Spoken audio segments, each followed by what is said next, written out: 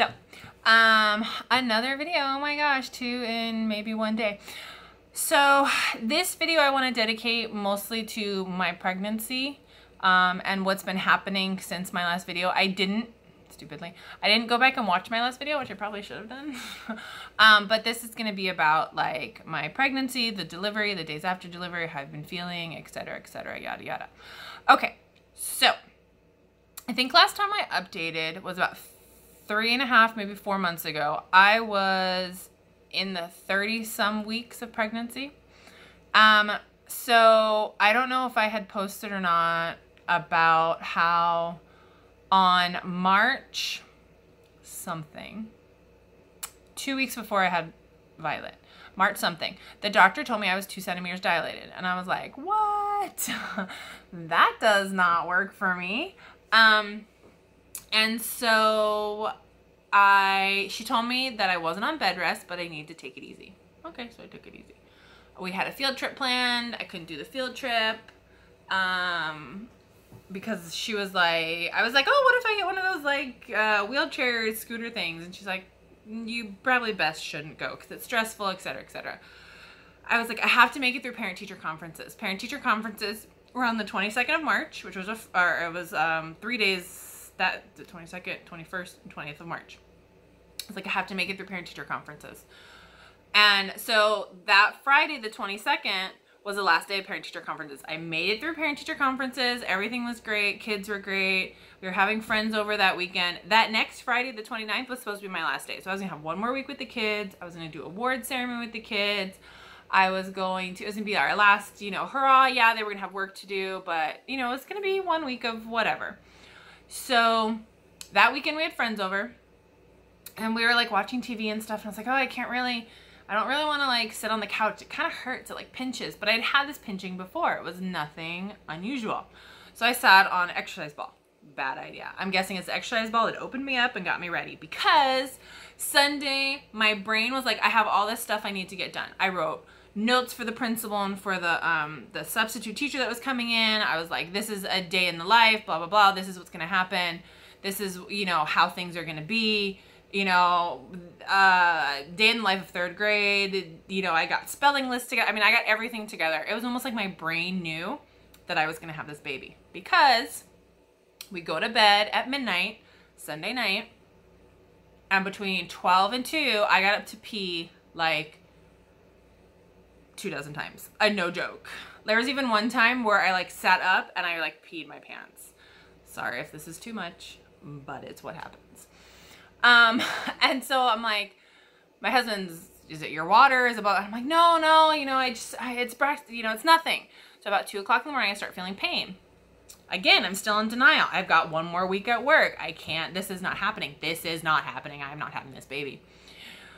Violet had other plans. My little angel. Pictures here.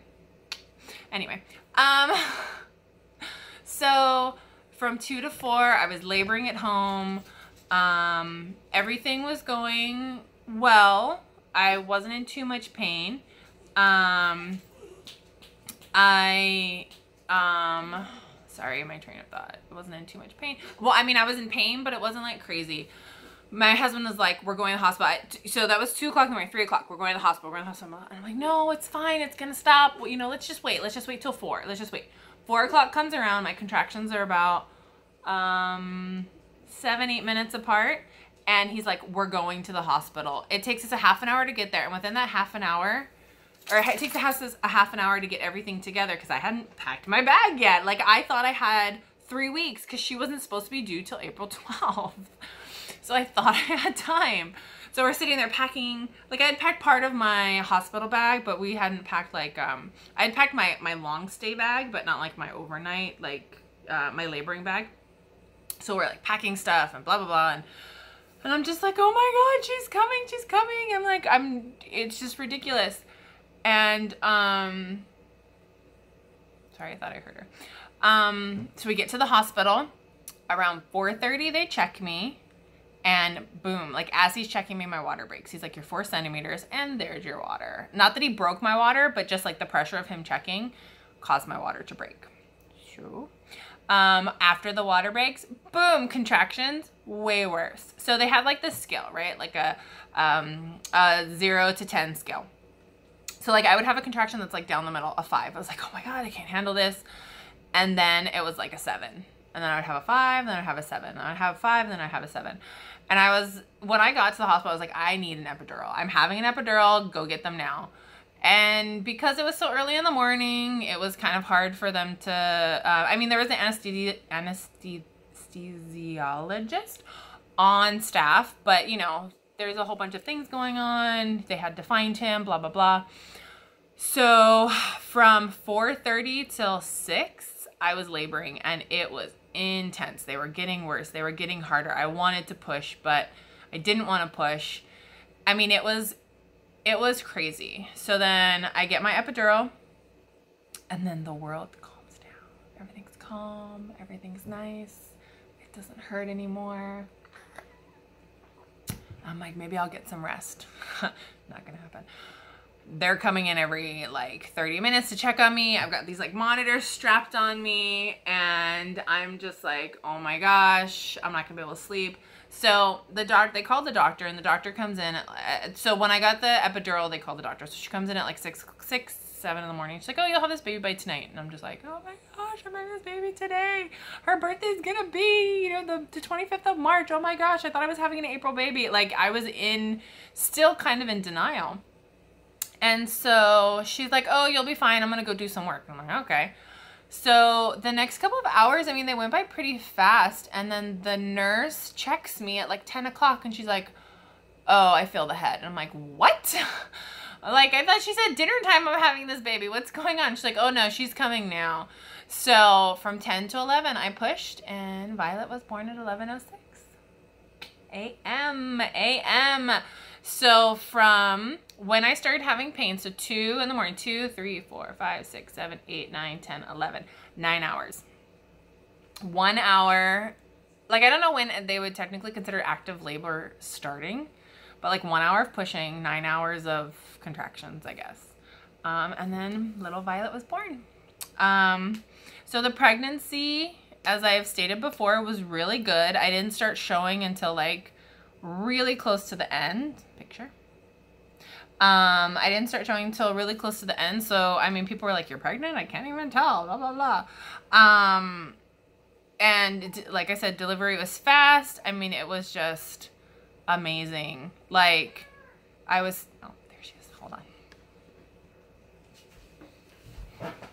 Okay, sorry. So delivery was fast. It was just like, oh my God, she's like here. I mean, it was amazing, and it was strange because they were like, push, and you can't feel the push, but then they're like, you need to push. And it was weird because then all of a sudden she wasn't inside me anymore. She was outside of me, and my body was this weird, strange thing to me now.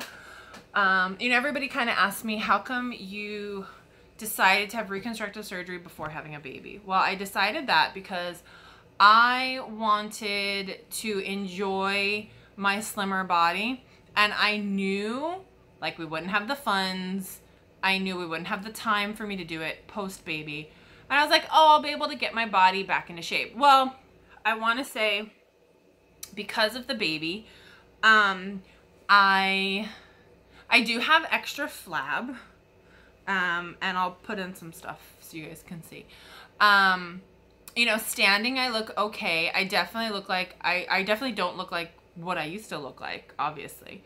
And I definitely don't look like what I looked like right after surgery, my reconstructive surgeries, which were back in 2014. So it's been 5 years since those. Because this summer will be my like 5-year anniversary for both of those. The first ones I did was my circumferential body lift. And then I did my, my circumferential body lift and medial thigh lift, and then a breast lift and augmentation, and then my arms. Arms. Definitely, I look different than what I used to look like, even before baby. I had gained weight since my reconstructive surgery. I had, you know, I was just not where I was right after surgery. And that happens within the years, you know? And so like, I look at my body now, and I have a video that I literally just did. So you can go look at that, where I was talking about like my weight and stuff. But I mean, my body is the way it is because I carried a baby. I didn't gain as much, and I didn't stretch out as much as I probably could have because of the work that Dr. Katzen did. But I still definitely have weight on me.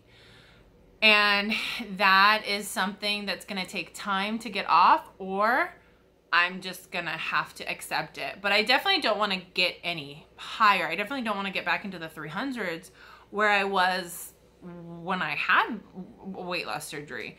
And I'm skirting that. I really am. I'm getting close to that amount, which is kind of scary. So I know that a lot of it's a mental game.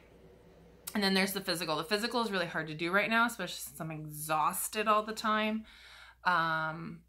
You know, Violet's doing pretty well with sleeping, but it just doesn't seem like enough for me.